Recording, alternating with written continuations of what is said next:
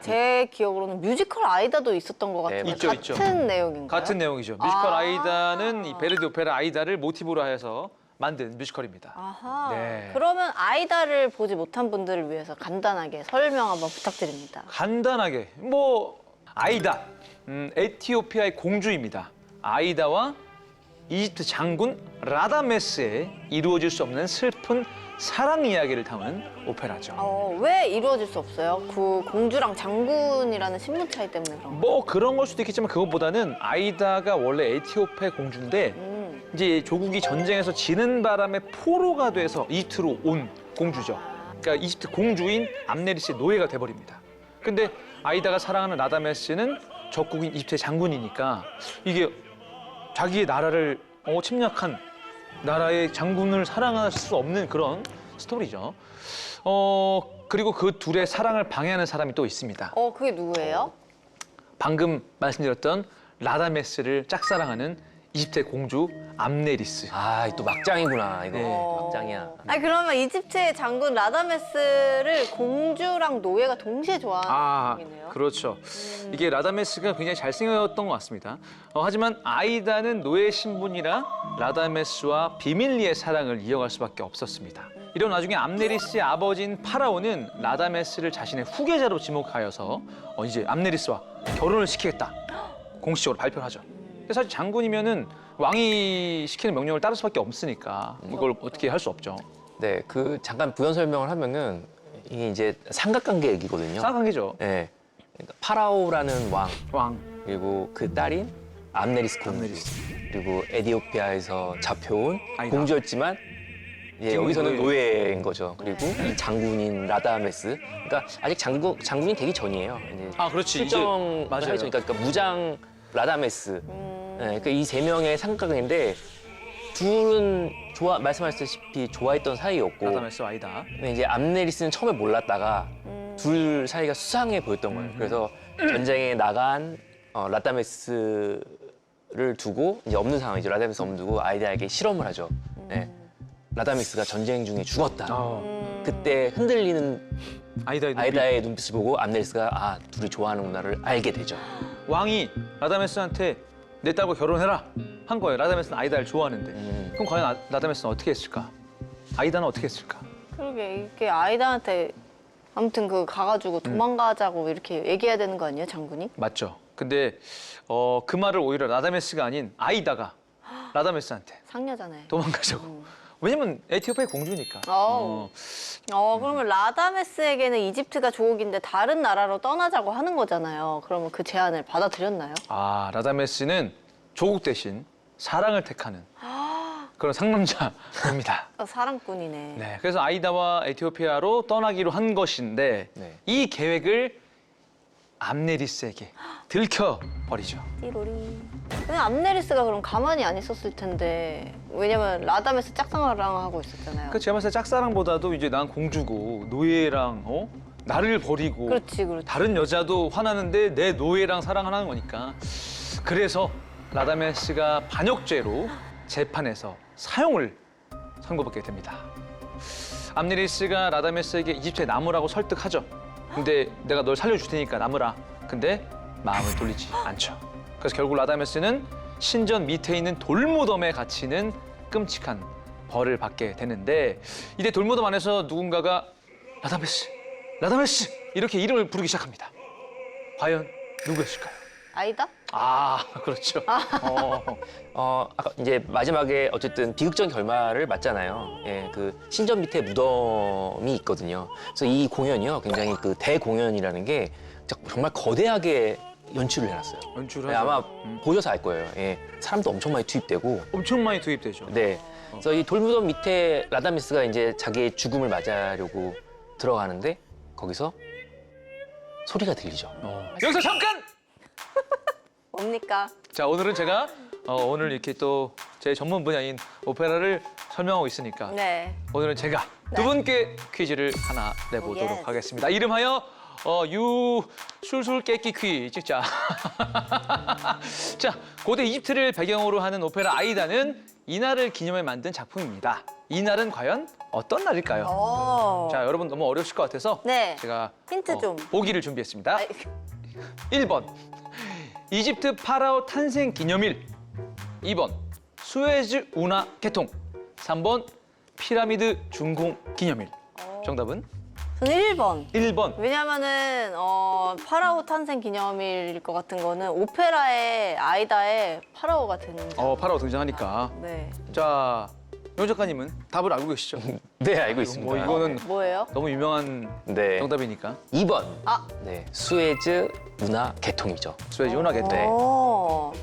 근데 베르디는 이탈리아 사람인데 왜 수에즈 운하 개통을 기념하는 오페라를 왜 자기가 만든 건가요? 이것은 용 작가님이 설명을 부탁드립니다. 네, 일단 수에즈 운하가 아마 잘 모르실 수 있는데 인도양, 그다음에 홍해, 지중해를 잇는 운하죠. 네. 네, 그래서 1869년에 준공이 돼가지고 이게 완성이 됐죠. 근데 이 운하를 짓기까지 15년 이상 걸린 거예요. 네, 그래서 이 이집트에서 이 수에즈 운하를 개통을 했잖아요. 네, 그래서 여기 있는 이집트 총독 이스마일이라는 분이 우리 운하가 개통되었으니 이거를 기념하기 위해서 공연을. 네, 카이로에 큰 오페라 공연장을 하나 지어라. 그리고 여기에 초연될 오페라를 하나 만들어라. 네, 이렇게 된 거죠. 근데 이게 처음에 베르디 보고 이 오페라를 만들어 달라고 했을 때 베르디는 무려 2차례나 거절을 했다고 합니다. 이유가 뭔가요? 네, 그 이유는 유레카 극장에서 네, 보여드리겠습니다. 자연스러웠어. 근데 이 유레카 극장이 인기가 많아요. 그렇습니까? 네, 이게 제가 처음에 좀 너무 발연기 아닌가 해서 걱정을 했는데 오호. 좋아하더라고요, 발연기를. 어호. 네네. 자, 오늘 그러면은 주인공 나오는 인물이 이스마일, 그리고 베르디, 그리고 까미우. 까미우. 네. 네, 까미유 디로클 제가 맞습니다. 네.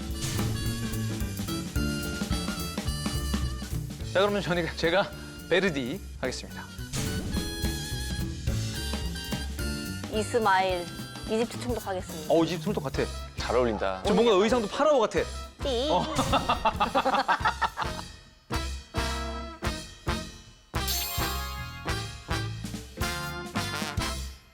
뒤로클 곧 수에즈 운하가 개통될 예정이요. 이를 기념하기 위한 오페라 대본을 써줄 수 있겠소. 오페라 작곡은 베르디에게 부탁할 생각이요.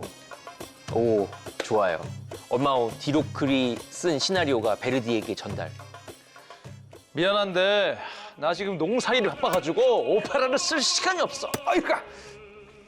다시 한번 생각해 보세요. 세계 최고의 오페라 작곡가인 당신이 아니면 그 누구도 할 수 없는 일이요.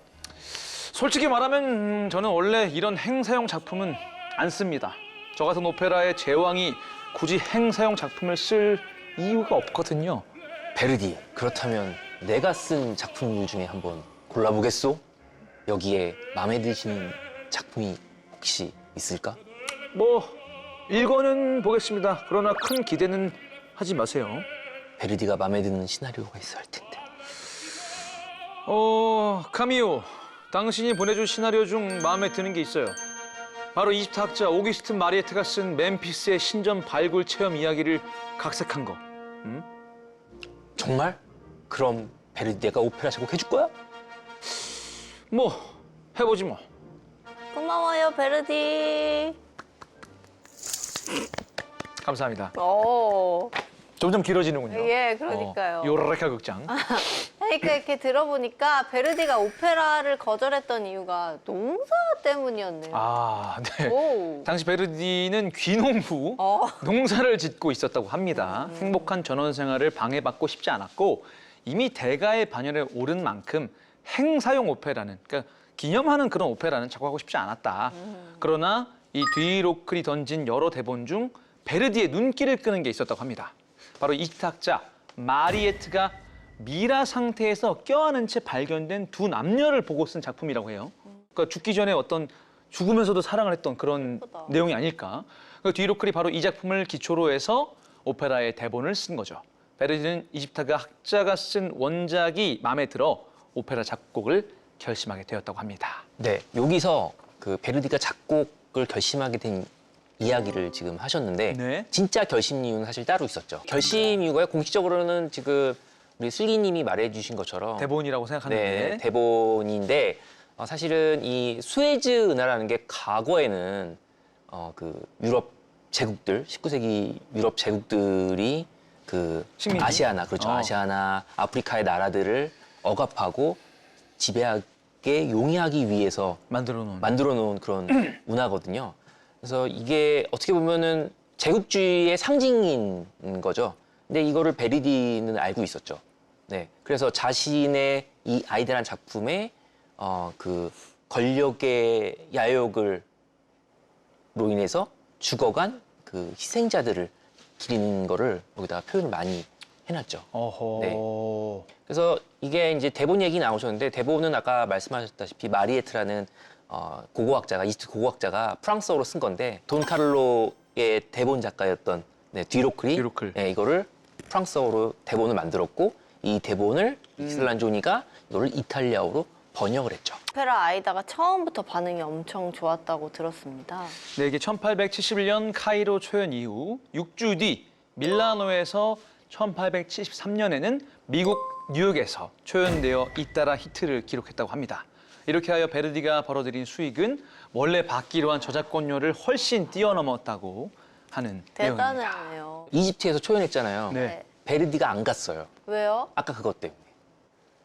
네, 뭐? 제국주의의 상징이 아, 되는 네. 그런 운하인데 거기서 하는 그런 게. 그리고 자신들의 문화를 지나치게 선전한 거에 대한 반감을 또 베르디가 가지고 있었거든요. 약간 방골 기질이 있으셨나? 그렇죠. 약간 그렇죠. 그 당시의 상황과는 다르게 열려 있고 깨어 있으신 그런 분이셨던 거죠. 음.